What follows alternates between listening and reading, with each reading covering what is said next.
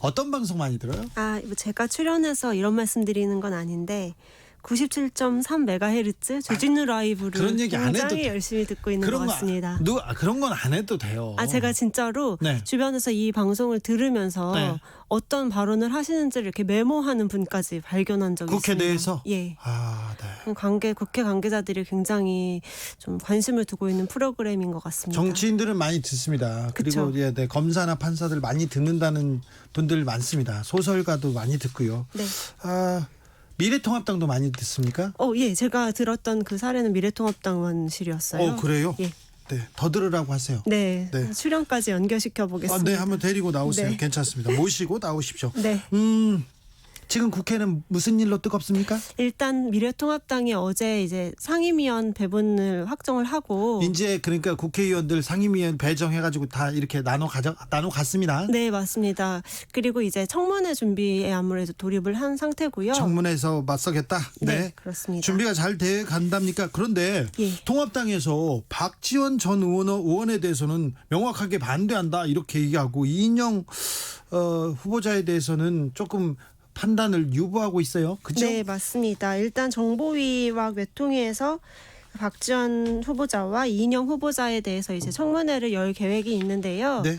일단 박지원 후보자에게 굉장히 공세를 펼 가능성이 커 보입니다. 왜 그러죠? 일단 박지원 전 의원이죠. 의원 시절에 워낙 그 청문회 때 엄청 강경하게 좀 공세를 펴셨던 부분이 있었잖아요. 법사위원회에서 이제 또박또박 잘 짚었죠. 예, 그렇죠.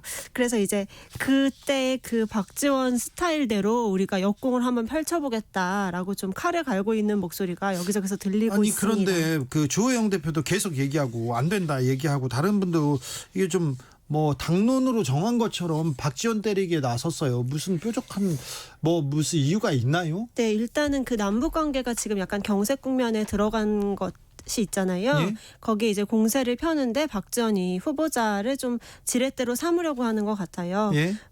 일단은 북한 대북 정책이 실패했다고 이제 주장을 하고 있잖아요. 통합당에서는. 네. 그러면 이제 그 북한 문제를 어떻게 바라보는지 시각이 다른 사람을 데려왔어야 되는데 오히려 북한 편드는 사람을 국정원장에 앉혔다 이렇게 좀 공세를 펴고 있는 것 같습니다. 그러면서 국정원이 북한하고 협상하는 기관이 아닌데 왜 박지원 전 의원을 데리고 왔느냐 이거는 국정원을 망치는 길이다 이렇게 좀 강경하게 반응을 하고 있습니다. 협상하는 기관은 아닐 수도 있으나 북한에 대한 정보를 모으는 그리고 계속 구하는 기관이기 때문에 또 그런데 약간 조금 그리고 일단 박지원 전 의원이 6.15 남북 정상회담 당시 좀 대북 송금 주도한 혐의 그거를 좀 걸고 넘어지면서 예. 오늘 이제 정보위 간사를 맡은 하태경 의원은 반성문부터 쓰고 와라. 인사청문회 오기 전에 북한 인권법 저지 반대한 것. 반성문 또요? 천안함 북한 소행이라고 한 번도 말하지 않은 것에 대해서 반성문부터 제출하라라고 좀 강력하게 주장을 했습니다. 아직도 몇 년째 천안함 누구 소행 이거 외쳐봐요 이걸 하고 있군요. 네, 그렇습니다. 이인영 통일부 장관에 대해서는요? 일단 이인영 통일부 장관 후보자는 약간 판단 보류, 유보 입장을 좀 나타냈는데요. 그런데 제 생각에는 박지원 전 의원이 그 국회에 이게 관계가 좋습니다. 그럼요. 관계가 좋습니다. 신부님한테 전화할 때는요.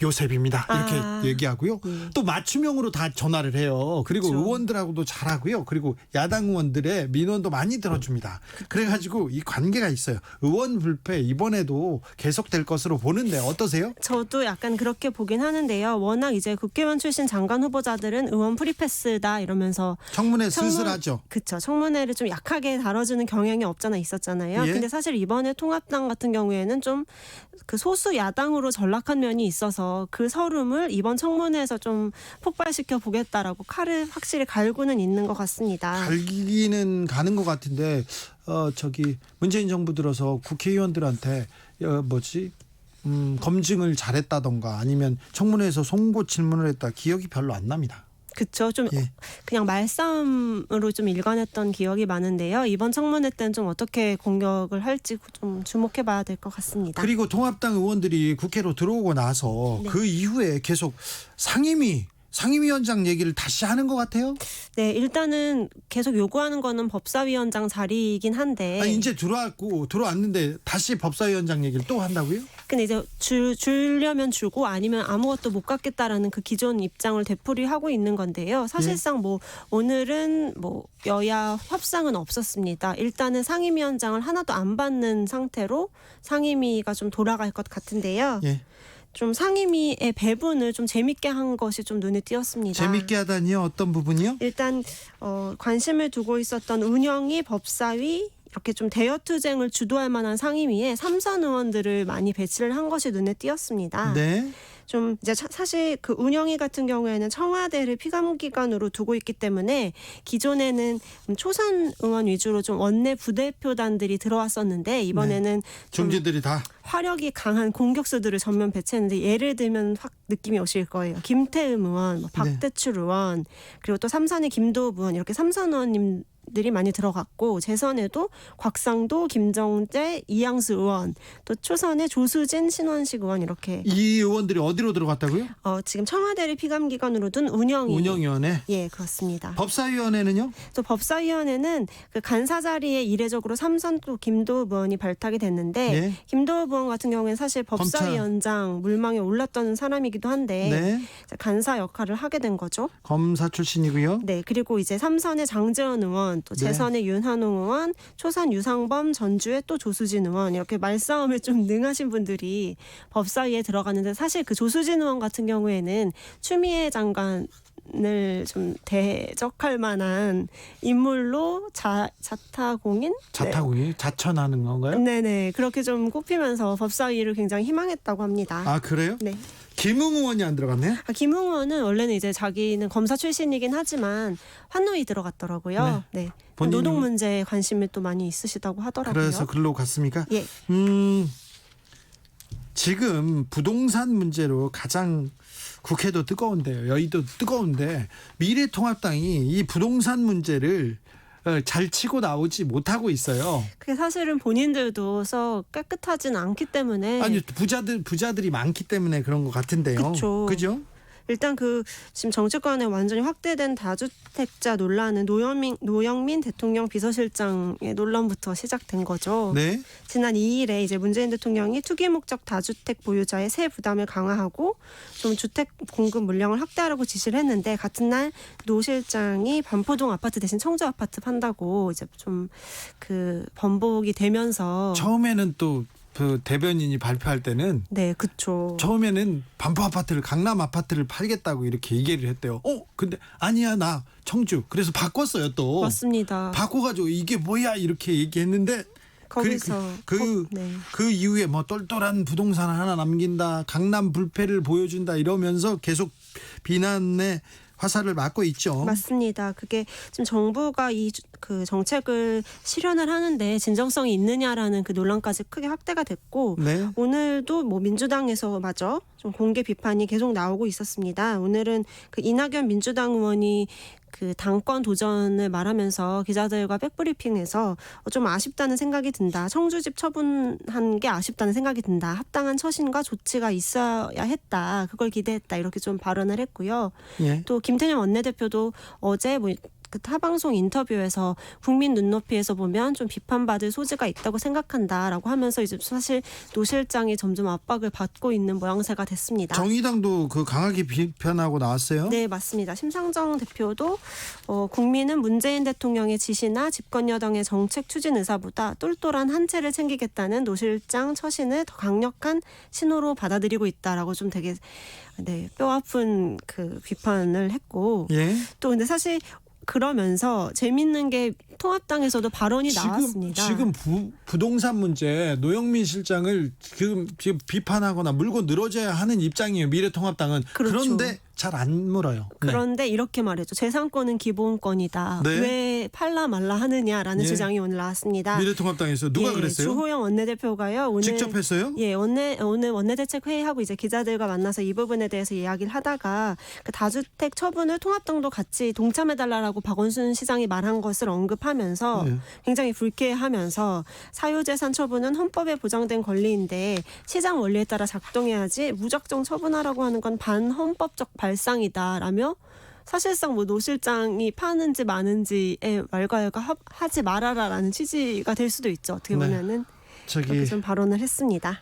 10여 년 전 일인데요. 네. 미래통합당의 전신 신한국당 때였어요. 신한국당이었는데 그 중진 의원들이 다 부동산 어마어마한 부자예요. 근데 어떤 분 한 분께서는 율락가 있지 않습니까? 네. 율락가의 건물을 가지고 있는 거예요. 그리고 룸사롱이나 단란주점을 가지고 있었 그 건물에서 운영하는 걸 가지고 있었던 소유한 빌딩을 소유한 분도 많았어요. 이명박 전 대통령도 그 본인이 가지고 있는 양재동 건물의 지하에 여성 접대부가 나오는 그런 술집을 운영하기도 했었죠. 아무튼 그 건물에 네. 다른 사람이 네네. 그랬다는. 일단 정치권에는 다주택자를 확실히 이제 이번에 정리하겠다는 움직임이 확실히 있어서 있는데 미래통합당이 어떻게 동참할지 한번 지켜보자고요. 맞습니다. 네. 여기까지 듣겠습니다. 지금까지 기자들의 수다 한결의 김민아 기자였습니다. 감사합니다. 5808님이 주진우 기자님 우라통이 터지네요. 그래서 어찌하면 좋을지 많은 사람들에게 알려주세요. 그것이 주진우 할 일. 예, 그러겠습니다. 우라통을 제가 터뜨리고 있는 거 아닌가 이렇게 좀 걱정이 됩니다. 1203님 더 나은 내일을 위한 합리적 의심 주진우 라이브. 네, 합리적으로 막 달려가겠습니다. 라디오 정보센터 다녀와서 이어가겠습니다. 조진주 씨. 국내 코로나19 신규 확진자가 44명 늘어난 가운데 국내 20명, 해외 유입 24명으로 해외 유입 확진자가 국내 지역 발생 확진자보다 많이 나왔습니다. 누적 확진자는 13,181명입니다. 방역당국이 코로나19 집단 감염이 발생한 음식점에 대해 역학조사한 결과 장시간 체류하면서 음주 및 대화를 하거나 다수가 큰 소리로 대화하는 등 방역수칙 위반 사례가 많았다며 음식점 방역수칙을 다시 한번 강조했습니다. 문재인 대통령은 경주시청 소속이었던 트라이애슬론 유망주 고 최숙현 선수 사망과 관련해 선수에 대한 가혹행위와 폭행은 어떤 말로도 정당화할 수 없는 구시대의 유산이라고 비판하고 철저한 조사로 합당한 처벌과 책임이 뒤따라야 한다고 강조했습니다. 노영민 대통령 비서실장이 서울 반포의 아파트가 아닌 충북 청주의 집을 팔기로 한 데 대해 민주당 내부에서도 잇따라 비판이 나오고 있습니다. 전국 검사장들이 모인 회의에서 이른바 검언유착 의혹 사건 수사에 독립적인 특임검사 도입이 필요하고 법무부 장관의 수사 지휘 가운데 검찰총장의 지휘 감독을 배제한 부분은 부당하다는 의견이 나온 데 대해 더불어민주당에서 비판이 이어졌습니다. 미래통합당은 수사 지휘권을 발동한 추미애 장관의 배후에는 청와대가 있다는 주장을 내놨습니다. 이른바 검언유착 의혹 사건에 대한 추미애 법무부 장관의 수사 지휘가 내려지고 윤석열 검찰총장이 숙고에 들어간 지 엿새째에 접어든 가운데 추 장관이 윤 총장의 신속한 지시 이행을 촉구했습니다. 지금까지 라디오 정보센터 뉴스였습니다. 정치 피로, 사건 사고로 인한 피로, 고달픈 일상에서 오는 피로. 오늘 시사하셨습니까? 경험해보세요. 들은 날과 안 들은 날의 차이. 여러분의 피로를 날려줄 저녁 한 끼 시사. 추진우 라이브.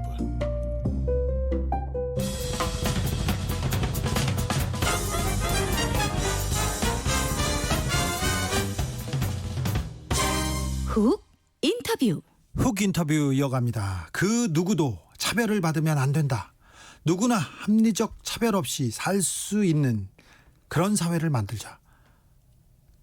너무 당연한 이야기입니다. 그런데 이 차별금지법이 17대 국회부터 매번 제대로 논의도 못한 채 폐기됐어요.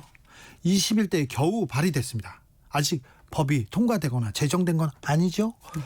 차별금지법이 어떤 내용을 담았기에 그런 걸까요? 우리 사회의 포괄적 차별금지법에 대한 이야기 나눠보겠습니다. 정의당의 차별금지법 제정추진운동본부 공동본부장 장혜영 의원 모셨습니다. 안녕하세요. 안녕하세요. 네, 차별 얘기 전에 몇 가지만 물어볼게요. 네. 물어봐도 되죠? 네. 웰컴 투 비디오 운영자 손정우 씨, 네. 미국 송환 불허 결정, 네. 이거 보세요, 이 문제. 이건 정말 어저께의 가장 나쁜 뉴스이고 네. 어쩌면 올해의 가장 나쁜 뉴스 중에 하나로 선정될 만하다고 생각하고요. 예. 말이 안 되죠. 이거는 받아들여지면 안 되는 것이었고 워낙에 이 판결에서 이제 얘기를 했었던 송환 이유가 됐던 이 범죄 수익 은닉죄라고 하는 게 예.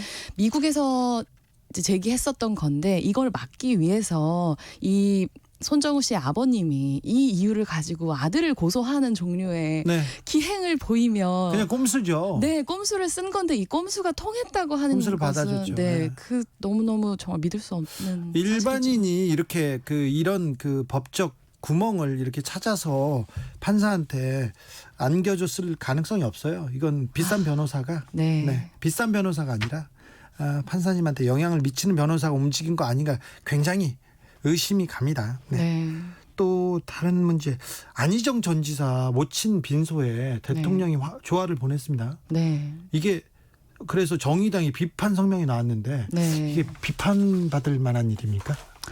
일단 저는 그렇게 생각을 하는데 이제 안 전 지사님의 모친상에 대한 조문이 그 자체로 뭔가 이제 안 전 지사가 저질렀었던 이 위력에 의한 성폭력에 대한 면죄부가 그 자체로 된다고 생각하지는 않아요. 예. 그런 의미로 해석되는 것은 옳지 않다고 보지만 이게 분명히 어떤 종류의 정치적인 의미, 상징적인 의미는 굉장히 많이 가지고 있다고 많은 사람들이 생각할 수 있다고 봅니다. 왜냐하면 피해자의 입장에서 봤을 때 이미 형을 살고 있는 사람이 수많은 어떤 정계의 유력 인사들로부터 방문을 받고 조문을 받고 이런 모습이 이런 우리 사회에 존재하는 여성에 대한 폭력들로 인해서 피해받았었던 피해자들은 일상으로 돌아가지 못하는데 가해자들은 너무나 쉽게 일상으로 복귀하는 아니 그분은 일상으로 돌아간 게 아니라 감옥으로 갔잖아요. 그죠. 근데 그 조문의 그 모습이 수많은 사람들의 장면이나 이런 것들이 충분히 분노를 일으킬 만한 정치적으로 의미를 가진다고 해석될 만한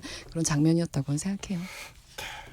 곰곰이 씹어보겠습니다. 자, 네. 차별금지법 얘기로 넘어가겠습니다. 네. 너무 당연한 일인데 이 차별금지법을 이렇게 입법 발의하는 것까지도 굉장히 어려웠죠.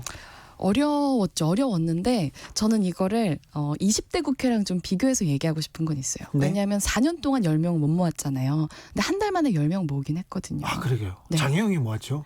뭐 다 같이 모으긴 했지만 네. 그래도 어쨌든 10분을 모으는 게 아주 쉽지는 않았었지만 그럼에도 불구하고 저는 입법 발의에 성공한 것을 좀 더 긍정적으로 봐주시면 좋겠다는 생각은 있어요. 네.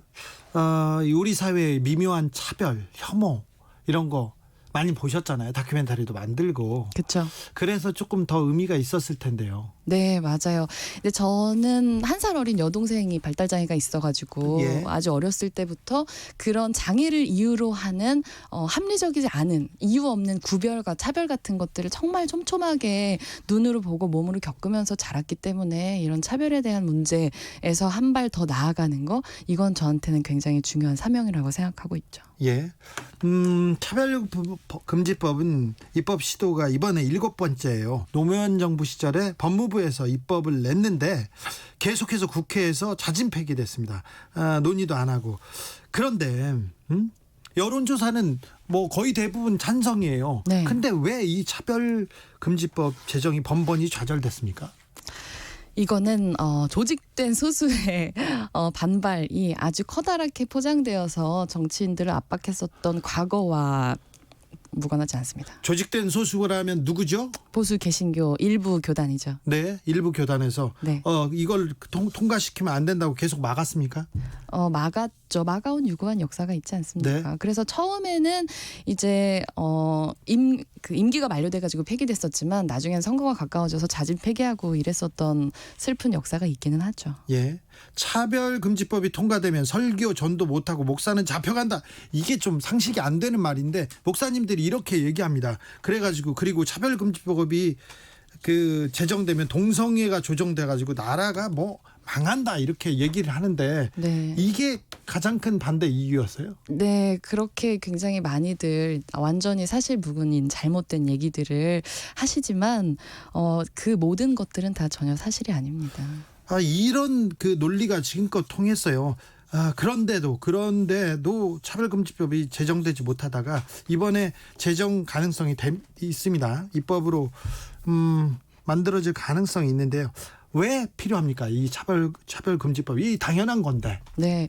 왜냐하면 이 존엄이라고 하는 게 인간의 존엄성이라는 게 사실 되게 인위적인 개념이잖아요. 모든 사람이 평등하게 존엄하다 이런 얘기인데 네. 사실 다 다르잖아요, 사람들이. 다 다르니까 이 중에서 센 사람이 약한 사람 괴롭혀도 괜찮아. 이런 사회를 살고 싶지 않으니까 모두 평등하다는 개념을 만들어낸 거 아닙니까? 예. 그래서 모든 사람이 존엄하다는 것이 인정되지 않으면 민주주의 자체가 성립하기가 어려운 거죠. 아니 모든 인간은 존엄하죠. 그렇죠. 근데 장애가 있다는 이유만으로 덜 존엄하다. 성소수자라는 이유만으로 덜 존엄하다. 그렇기 때문에 택시나 뭐 버스를 타는 데 있어서 차별을 받아도 금지할 수 없다. 이렇게 얘기할 수는 없는 거잖아요. 민주당은, 정의당은 지금 차별금지법 다 찬성이죠? 네. 민주당은요? 민주당에서는 일단 두 분이 같이 발의를 해주셨는데 어떤 언론사에서 일단은 전수조사를 했어요. 의원들에게 네. 300분께. 근데 거기서 이제 대답 안 하신 분들도 좀 계시지만 최소한 69명. 예. 국회의원들은 찬성을 이제 표시를 했거든요. 예. 게다가 오늘도 이제 이낙연 의원께서 당대표 출마 기자회견에서 차별금지법 질문 들어오니까 원칙적으로 동의한다고 말씀하셨거든요. 네. 미래통합당은요? 미래통합당에서는 이제 성적 지향을 빼고 이 법안을 제정하자라는 성적 지향이라면 뭐죠? 성적 지향이라는 건 말 그대로 어떤 개인이 가지고 있는 네. 뭐 동성에 대해서 성적 지향을 가질 수도 있고 뭐 예. 이성에 대해서도 가질 수도 있고 뭐 동성과 이성 모두에게 성적 지향을 느낄 수도 있고 이제 이런 건데요. 그것만 빼고 가자는 얘기를 하셔가지고 그거는 이제 차별금지법이 아니라 차별조장법이 아닐까 싶기는 하지만 어쨌든 차별금지법이라는 이름의 법이 제정돼야 된다고 얘기했다는 측면에서는 저는 진일보라고는 생각해요. 미래통합당도요? 그럼요. 그러면 우리 사회가 이만큼 왔으니까 네. 국민들의 의식을 국회의원들도 따라와야죠. 그런데 차별금지법 반대하는 분도 좀 있습니다. 네. 9048님이 남성으로 태어나 여성으로 살다 다시 남성으로 살아가는 이런 거 저는 반대합니다. 차별금지법에 반대합니다. 이런 의견이 있습니다. 뭐 이걸 대답해야 되나? 다른 의견으로 가겠습니다. 7764님 듣기만 하려고 했는데 문자 보냅니다. 차별금지법을 반대하는 이유는 차별금지법을 통한 다수의 역차별 때문입니다. 그것을 보완해야 하지 않을까요? 이런 의견 주셨어요. 저는 근데 이 차별금지법을 통한 역차별이라고 하는 것이 만약에 가능하다면 그것은 지금 누군가를 차별함으로 인해서 이익을 보고 있는 사람이 있다는 뜻이 되는 거예요. 그래서 네. 이것은 결코 민주주의 사회에서 역차별이라는 이름으로 이야기될 수 없는 것이고 만약 그런 이익이 존재한다면 그것이야말로 차별금지법이 필요한 가장 중요한 이유가 되겠죠. 처벌도 받습니까? 차별금지법에서 네. 뭘 지키지 않았을 때 강력한 처벌 이런 법적 강제가 있어야 실효성이 있잖아요. 그렇게 생각하실 수도 있는데 네. 이거는 국가인권위원회법의 심화 버전이라고 생각을 하시는 게 좋아요. 기본적으로. 네. 그러니까 처벌 조항이 아니라 차별에서 제일 중요한 건 뭐겠습니까? 차별을 중지하는 거죠. 그렇죠. 즉각. 그래서 중지하거나 혹은 이런 일이 재발하지 않을 것을 권고하는 거예요. 인권위원회가. 근데 예. 권고를 했는데 권고를 안 들을 수도 있잖아요. 그러면 명령을 하거나 뭐 이행을 강제할 수 있도록 이행강제금을 부과하거나 이제 이런 식의 방법들이 있는데 딱 하나 예외 처벌 조항이 있어요. 근데 그게 뭐냐면 보복 조치에 대한 겁니다. 네. 그러니까 인권위에다가 이런 차별을 받았다고 진정을 하는 과정에서 진정을 했다는 이유로 보복을 당하면 그거에 대해서는 이제 처벌 조항이 있지만 이건 차별에 대한 처벌 조항이라고는 말할 수 없죠. 그렇죠. 아니 차별을 금지해야죠. 그럼요. 자유를 존중해야 되고. 네. 근데 차별 금지를 반대한다. 이게 이해가 잘 안 되는데 보수 개신교에서 또 반대하는 목소리를 내는 이유가 뭔가는 있을 거예요. 혹시 보수 개신교계를 직접 만나서 설득하실 생각 있으세요? 그러면요. 저희 누가 지금 이 보수 개신교계에서 차별금지법을 제일 앞에서 맡고 있습니까? 누가라고 얘기하는 거는 조금 적절하지 않은 것 같아요. 정광훈 목사는 앞에서 하고 있잖아요. 뭐 하고 계셨죠. 오랫동안 하셨죠. 네.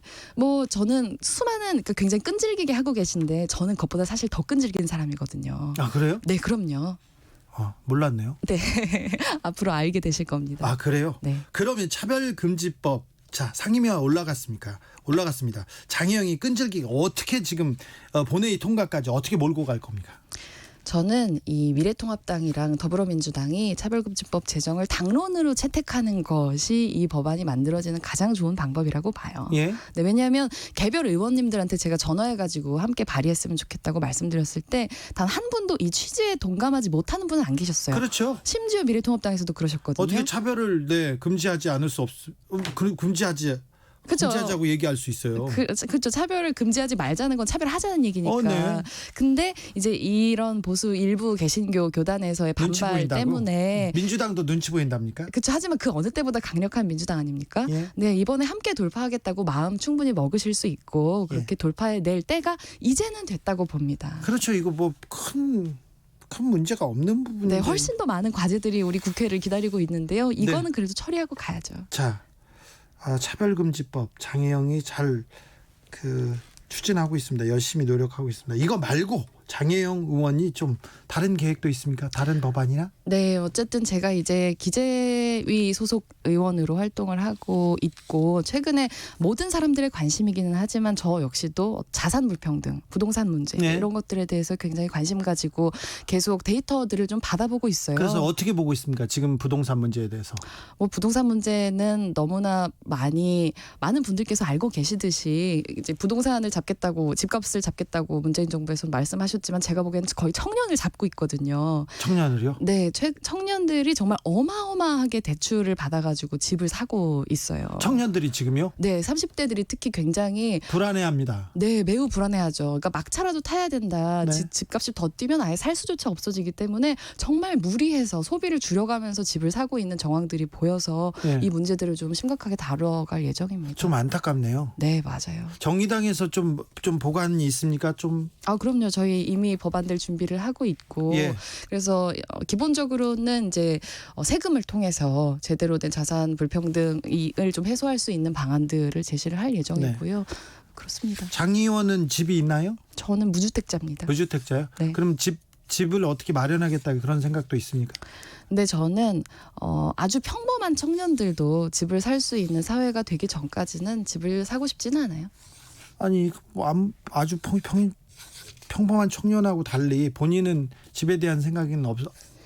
집이 있으면 좋죠. 살 수 있으면 좋고. 네. 하지만 지금 이 상황에서 일단 집을 사기에는 당연히 저도 대출을 끼고 사야 되지만 네. 그 대열에 합류하고 싶지 않아요. 왜냐하면 사람이 자기가 서 있는 곳이 달라지면 보이는 게 달라지기 때문에 내 집값이 올랐으면 좋겠다고 생각하게 돼버리는 순간 저는 부동산 규제 제대로 할 수 없을 거라고 생각하거든요.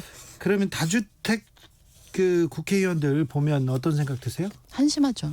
한심하다고요? 네. 사람들이 욕망이 다 그래요.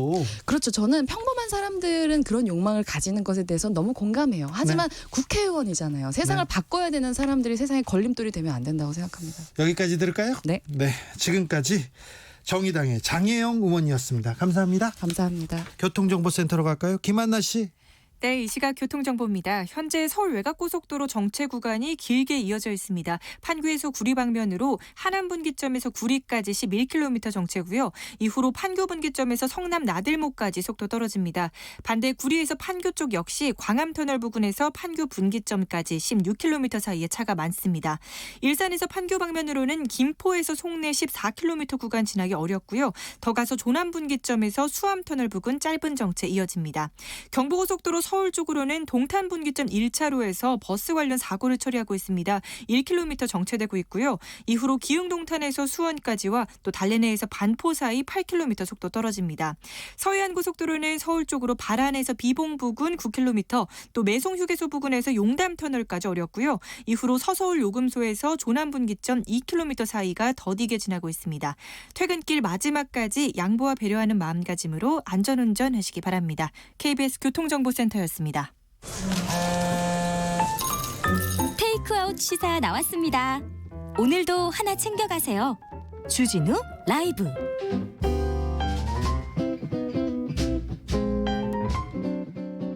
불타오르네.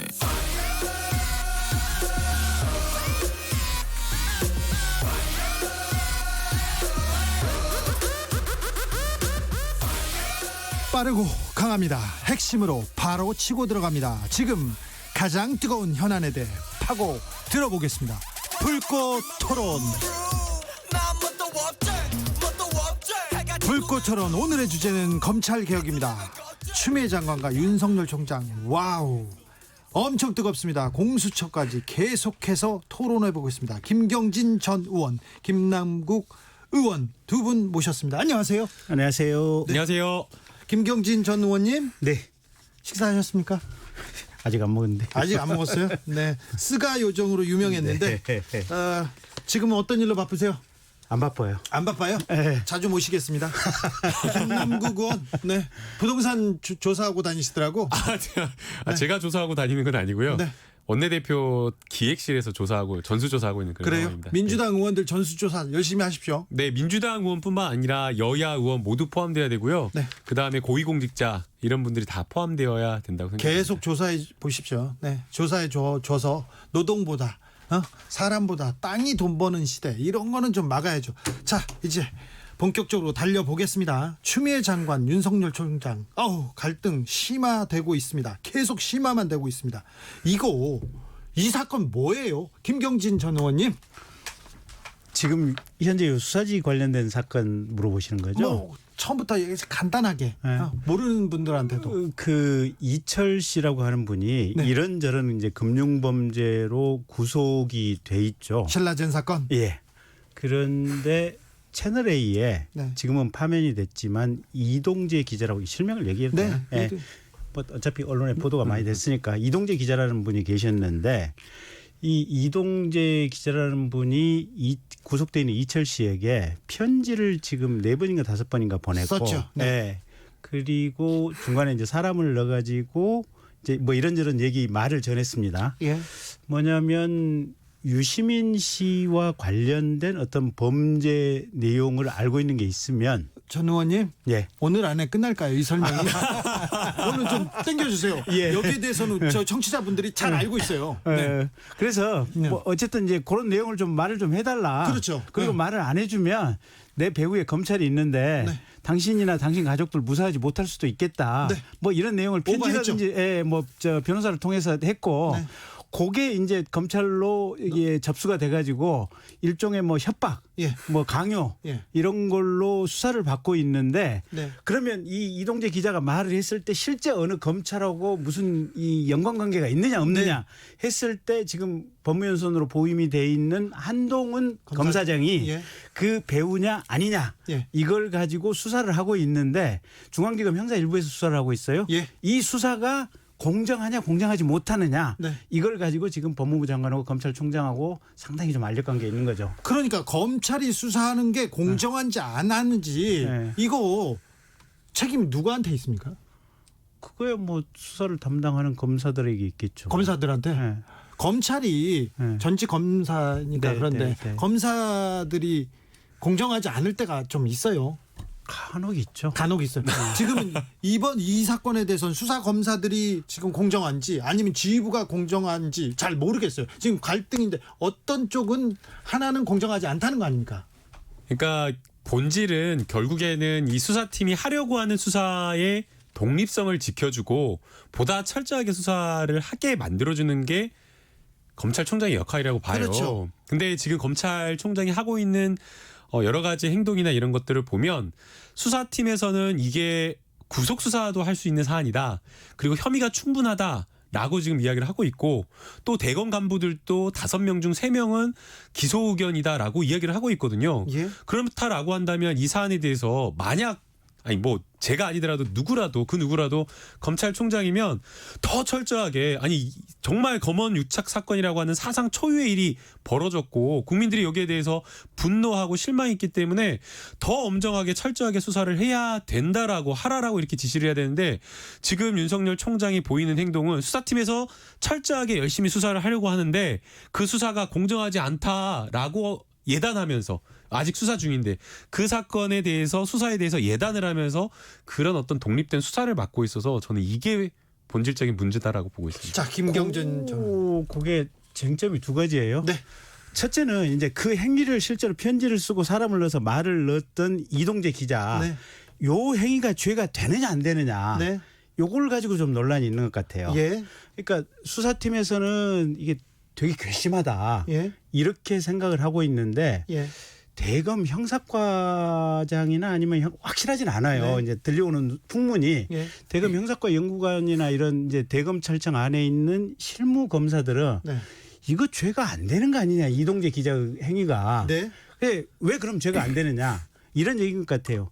교도소에 들어가는 편지는 네. 다 이게 검열이 한번 그렇죠. 읽어보고 들어가거든요. 읽어볼 걸 전제로 또 전제로 해서 들어가고 그다음에 두 번째 누군가의 범죄 행위나 비리에 대해서 알고 있으면 알려달라고 얘기를 하는 것이 네. 그게 도대체 무슨 죄냐? 뭐 기자들이 약간 오버할 수도 있다. 그렇죠. 그것도 그러니까 이제 범죄가 아니다. 그게 기자의 취재 윤리라든지 이런 것을 위반했는지는 모르겠지만 네. 그게 과연 범죄냐? 이게 이제 대검 실무진들의 생각이 하나가 있는 것 같고 네.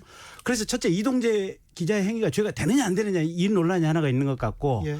두 번째는 이제 이동재 기자가 그 과정에서 이 한동훈 검사장을 파는 것은 맞는데 네. 그러면 한동훈 검사장하고 이동재 기자하고 사이에 서로 간에 그러면 저쪽에서 얘기를 안 해줬을 때 그러면 내가 뭘 강하게 몰아쳐가지고 뭘 하도록 둘 사이에 무슨 모의라든지 어떤 이렇게 속닥속닥한 게 있느냐 없느냐. 네.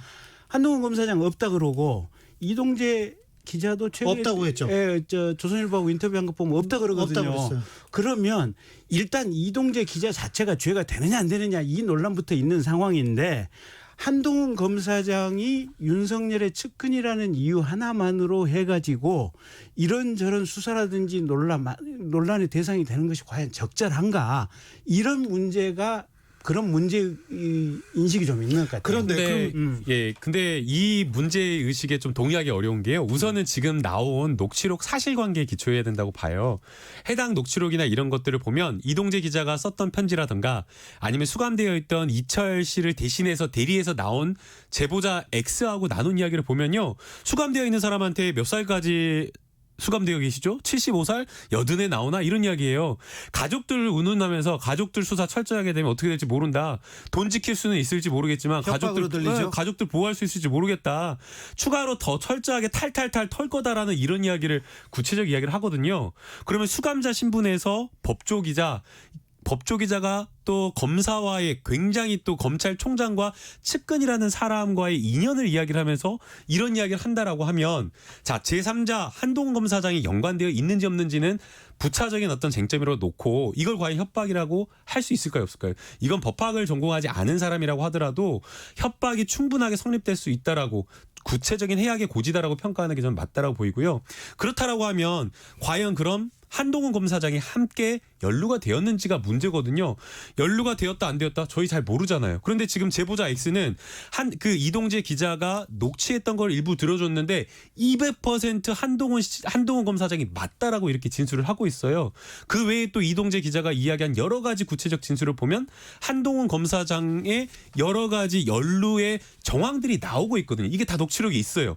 그러면 적어도 진짜 유죄인지 무죄인지 기소를 해야 될지 안 해야 될지 모르지만 적어도 이렇게 구체적인 증거가 녹취록이 나왔다라고 한다면 어떻게 해야 될까요? 철저하게 수사를 해야죠. 그런데 그 철저한 수사를 지금 이제 의원님 말씀처럼 과연 이게 범죄가 되냐 안 되냐라고 이렇게 모호한 거를 언론에 흘리면서 아닌 것처럼 이야기를 하고 있어서 더 문제라는 거예요. 화이트지님이 죄가 안 되는데 채널 A는 왜 해고했대요? 이렇게 물어보기도 합니다. 취재윤리 위반. 취재윤리 위반으로? 그건 명확하니까. 취재윤리 위반으로 해고하진 않죠. 보통 아니. 취재윤리 위반이면 가볍게 경징계하거나 이렇게 하는데 아주 매우 무거운 어떤 범죄와 관련되어 있을 수 있는 이런 사안이기 때문에 해임 파면을 한 것으로 보입니다. 저도 좀 얘기 좀 합시다. 이제 한 3분 네. 하셨으니까 저도 한 3분 주세요. 일단 그거예요. 그 녹취록이라고 하는 게 지금 가령 한동훈 검사장의 직접 대화를 녹취한 게 아니잖아요. 보면 네. 이동재 기자하고 중간에 있는 지모 씨하고 그 얘기를 녹취한 거 아니에요. 네. 보면 네. 그러면 한동훈이 얘기한 게 직접 걸린 것도 아니잖아요. 한동훈 보면. 목소리는 안 나왔습니다. 나온 거 없잖아요. 네. 보면 그다음에 아까도 얘기했듯이 이동재 기자가 이 누구나 읽어볼 수 있는 편지를 공개된 형태로 지금 보낸 사실상 뭐 준공개나 마찬가지죠. 네. 그다음에 마지막 전달자는 이제 변호사가 만나서 이제 얘기를 했는 이런 과정이기 때문에 법리상 죄가 되는지 안 되는지 이동재 기자에게 그 부분부터 문제가 되기 때문에 윤석열 총장 입장에서는 자 그러면 일반인의 감정에서 보면 이게 대단히 괘씸하고 취재윤리 위반은 맞지만 네. 첫째 이게 이동재 기자가 죄가 되는지 안 되는지부터 한번 우리가 법적으로 냉철하게 따져보자. 예. 그래서 이 형사법 전문가들을 위주로 한 전문 수사 자문단을 꾸려서 이 문제를 한번 논의를 해보자라고 윤석열 총장이 시작을 한 건데 근데 장관께서 네. 장관께서 야, 씨, 그럼 너 웬만하면 네 측근이 연결돼 있으니까 안 되는 쪽으로 어떻게 그렇죠. 해보려고 하는 거 아니냐. 지금 그 선입견을 가지고 있으니까 문제가 여기서 되는 질문 들어갑니다. 약간 퀴즈 같은. 거예요. 질문 들어갑니다. 예. 그러니까 예. 자기는 내 측근이니까 나는 보고 안 받겠다 하고 윤석열 총장이 말했어요. 예. 그리고 수사 열심히 하라고 서울중앙지검에서 갖다 줬어. 예. 중앙지검에서 열심히 하니까 예. 하고 있는데 결과가 나오려고 하니까 전문 수사 자문단을 딱 소집했습니다. 이건 적절하다고 보세요? 아니 대검에 형사과장하고 형사과 연구관이 이거 중앙지검에 이 중간 수사과장 영장 치려고 하고 이게 죄가 된다고 하는 판단이 좀 이상합니다. 근본적으로 이게 중앙지검의 판단이 잘못된 것 같습니다. 이 얘기를 하니까 네. 총장께서 야 그러면 전문가들 많이 모여가지고 한번 수기해보고 얘기해봐야 되는 거 아니냐. 자, 그렇게 한 거 그런데 아니에요. 전문 수사 자문단이 잘 꾸려지진 않잖아요. 잘 뿌려주죠 왜? 자주 있었다고요? 그런 일이? 아니 그러니까 아니, 이거는 전문 수사 자문단이 꾸려진 것부터 이례적이고 피의자를 감싸기 위한 것이었다라는 의심을 받고 있어요. 왜냐하면 수사 중인 사건에 대해서 이 전문 수사 자문단을 이렇게 꾸리는 적이 없었어요. 수사가 다 마무리되고 끝난 다음에 기소와 불기소 여부를 놓고 지휘부와 수사팀이 충돌할 때에 그 전문 수사 자문단을 꾸려가지고 의견을 묻는 적이 있었지만 이렇게 수사 중인 사건이 없었고요. 그 다음에 심지어는 이 권리가 피의자에게 신청할 수 있는 권리가 없어요. 근데 이동재 기자가 신청하니까 덥석 냉큼 받아들여가지고 전문수사 자문단을 꾸린 거예요. 그러니까 누가 보더라도 이거 봐주려고 한 거 아니냐. 김경진 전 검사님 이건 좀 이상하잖아요. 아니 이상하다고 단정을 하지 마시고 네. 제가 다시 얘기를 다시 해볼게요. 얘기해. 네. 서울중앙지검에서 예. 자 이동재 기자에 대해서 구속영장을 청구하겠다라고 하니까 예. 대검에서 그러면 이게 자 형사과장하고 형사과 연구관하고 검토를 해봤을 거 아니에요. 네. 그쪽 대검 실무진들의 판단으로서는 이게 이 자체로 죄가 되는지 모르겠습니다라는 게 지금 대검 실무진들의 그러니까 의견 아니에요. 이제 김경진 의원님께서는 대검 실무진 분들이 그렇게 의견을 냈다라고 하는데요. 실제 제가 녹취록 보고 저도 법률가로서 판단했을 때 이거는 정말 유죄의 심정이 굉장히 짙다라고 저는 보이고요. 그 다음에 휴대폰에 대해서 일반인에 대해서도 휴대폰에 대한 압수수색 영장이나 이런 거 잘 안 내주거든요. 그런데 현직 검사장에 대해서도 압수수색 영장이 법원에서 발부가 되었어요. 그럼 이건 신청 단계에서도 검사장에 대해서 압수수색 영장을 청구한다라고 하는 건 신중히 검토해야 될 문제인데 수사팀에서 현직 검사장에 대한 압수수색 영장을 청구했고 법원에서 발부까지 했다라고 한다면 이것은 좀 저희가 그냥 이게 과연 혐의가 되냐 마냐 가볍게 볼 것은 아니라고 보이고요. 자, 그래서 김남국- 대검 부장회의에서 셋은 기소, 두 분은 더 수사해서 기소하자라는 의견을 냈다라고 아니 합니다. 자, 그러니까 여기서- 그 부분도 네. 이제 그 부분은 잠깐만요. 잠깐 저도 한 1분만. 아니 어찌했을까? 네, 잠깐만. 네, 1분 드릴게요. 그 1분. 부분도 팩트 체크가 필요한데 네. 대검의 부장들이 검사장급들 아니에요 보면 예. 이제 검사장 5명이 회의를 했다는 거예요. 예. 근데 제가 보도를 통해서 접한 내용은 검사장 2분은 이게 죄가 되는 것 같다라고 네. 하는 것 같고 3분은 잘 모르겠다 이게 죄가 되는지 안 되는지. 네.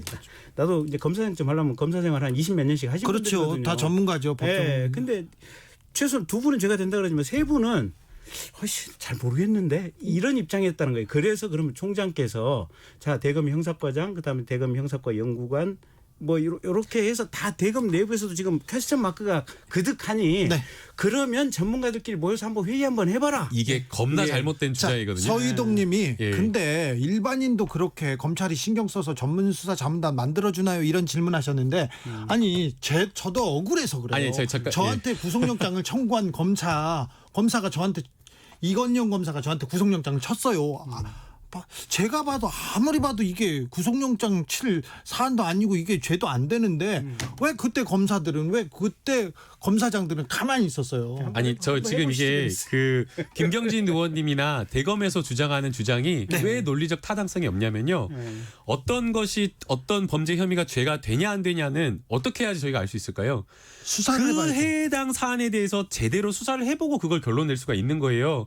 근데 지금 수사를 하려고 하는데 수사 자체를 막아버리고 전문수사 자문단의 의견을 듣겠다는 거예요. 피의자 소환도 안 하고 그래서 제대로 수사도 안 하고. 그래서 그러니까 이게 여기서 문제를- 그게 추미애 문제라는 법무부 장관이 거예요. 지휘권을 발동합니다. 여기로 이제 넘어가 보자고. 진도가 나가야 돼요. 네. 진도 나가기 전에 한마디 꼭 하고 나갑시다. 꼭 해야 될까요? 아니 왜냐하면 영장을 청구한다고 하는 것은 네. 이게 중간 수사 단계의 7화를 넘는 기준이에요. 예. 그러니까 최종적으로 영장 청구라고 하는 것은 거의 수사의 마무리 단계에 와 있다는 징표기 때문에 수사를 해보기도 전에 왜 대검이 끼어드냐. 거의 영장 청구는 수사가 거의 완료된 단계다 이렇게 볼 수 있는 수사의 기본과 기초는 피의자를 소환해서 진술을 듣고 소명을 받는 거죠. 근데 그 절차가 없었어요. 근데 이게 어떻게 수사가 완료됐다고 할 수가 있을까요? 자, 예. 그래서 저는 이게 문제다고 보는 겁니다. 추미애 장관이 나와가지고 지휘권을 발동합니다. 그래서 전문 수사 자문단 그거 하지 마라 이렇게 하면서 총장한테 엄중히 내 좌고우면 하지 말고 따라라 이렇게 했지 않습니까? 네. 이 부분에 대해서 이제 넘어가자고. 그래서 이제 검사장들이 회의를 한 거 아니에요. 네. 보면 검사장 회의도 약간 이례적이잖아요. 이례적이죠. 근데 네. 어쨌든 뭐 검찰에서는 검사장들이 경험도 많고 경륜도 있고 뭐 지혜도 있고 이러니까 이제 그분들의 대체적인 의견이 이미 언론에 보도된 대로 예. 자 그럼 전문수사 자문단을 소집해서 의견을 듣는 것은 그 법무부 장관이 할 수 있는 어떻게 보면 수사 지휘니까 그건 받아들여라 총장이 네. 이제 그런 거고 대신에 총장이 그 사건에 대해서 지휘하지 말고 손을 떼라.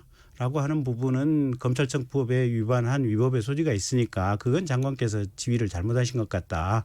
이렇게 아마 검사장들이 의견을 내서 아마 총장에게 지금 뭐 이렇게 그렇게 법무부 장관에 법무부까지는 보고가 안 됐고 총장에게 공식적으로 지금 보고가 돼 있고 총장이 그 보고를 받은 상태에서 법무부 장관에게 어떻게 할 것인가라고 이제 고민하고 있는 그 과정인 것 같아요.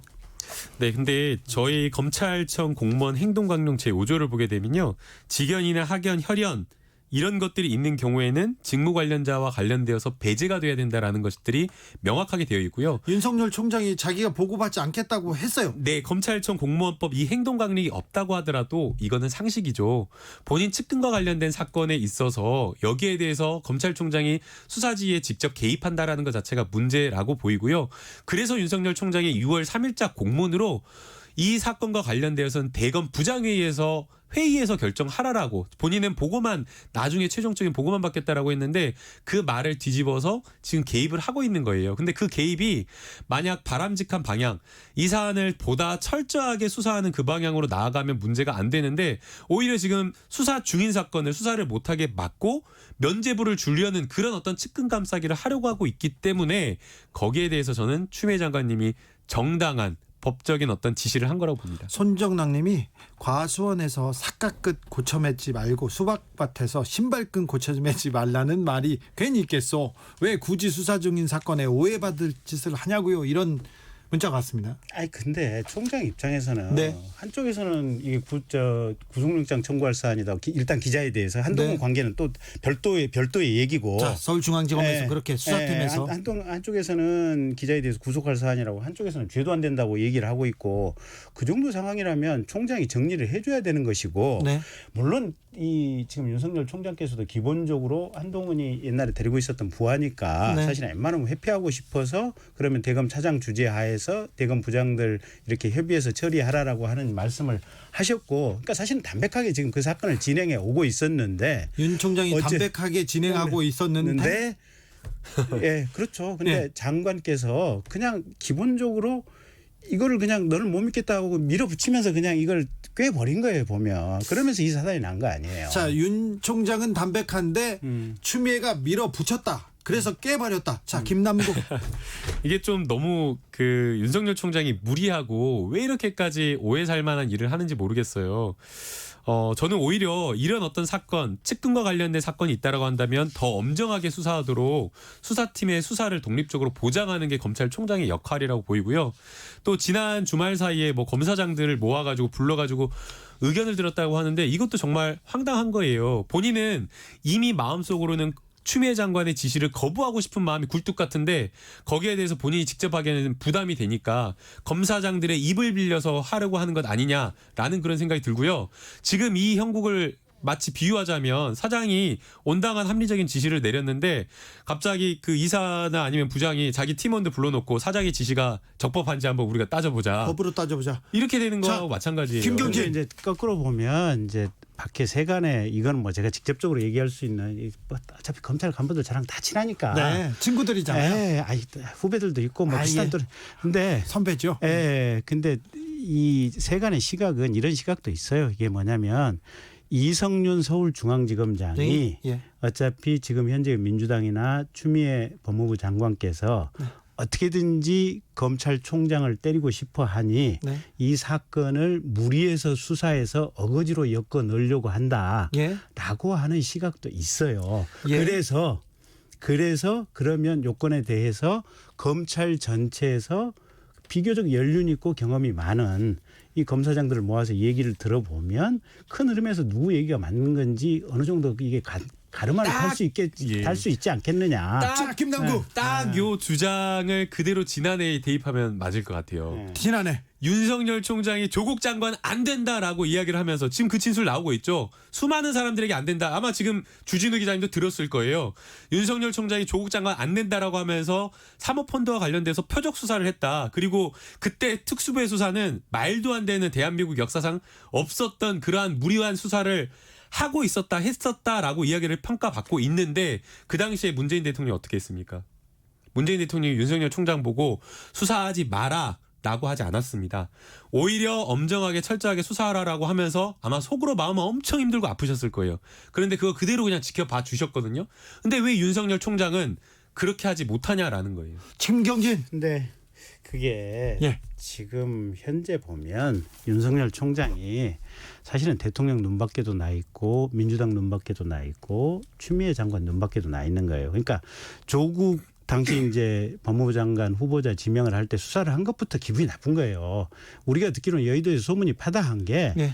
문재인 대통령께서 당시 이제 김경수 재판받고 이제 이게 1심에서 유죄 선고되면서 그러면 차기로서는 아웃이다 이러니까 대통령 복심에 내심에는 이게 조국이 있었다는 거예요. 후계자로. 근데 어쨌든 전혀 그러지는 않은 것 전혀. 같아요. 네, 뭐 루머라고 생각하고 들으십시오. 이제 여의도판에서 돌아다니는 얘기입니다. 네, 네.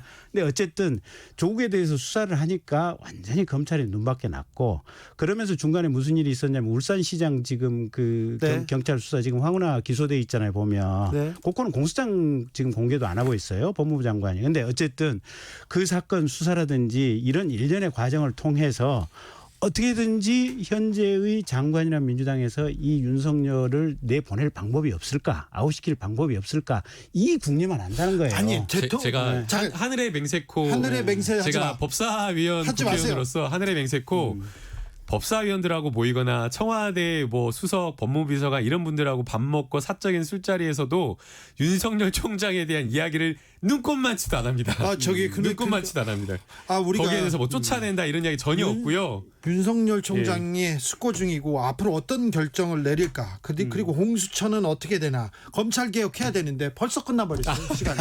다음에 또 한번 오늘 결론이 안 나서 한 번 더 해야 되겠습니다. 네. 저 할 일도 없어요. 김경진 의원님 한 번 더 해야 되겠어요. 할 일도 두 분 없어요. 다시 네. 나와서 윤석열 총장의 향후 행보 그리고 추미애의 향후 대책부터 다시 시작하자고요. 검찰 개혁도 해야죠. 그래야죠. 아, 여기까지 하겠습니다. 불꽃 토론 마무리해도 되겠습니까? 그러셔요. 네, 인사 네. 마지막으로. 예, 감사합니다. 네, 편안한 저녁 되십시오.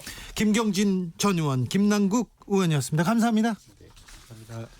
휴, 오늘 어떠셨어요?